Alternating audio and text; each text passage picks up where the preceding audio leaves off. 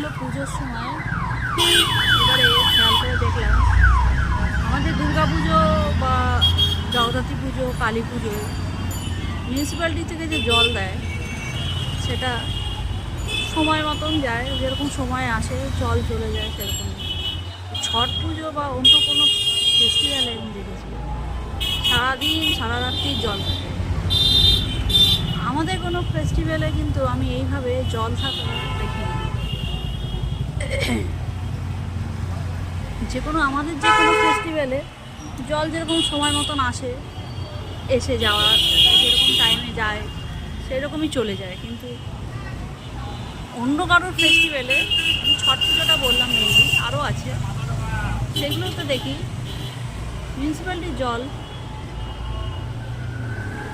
যেরকম টাইমে আসে, আসার পরেও সারাদিন সারারাত্রি জল থাকে।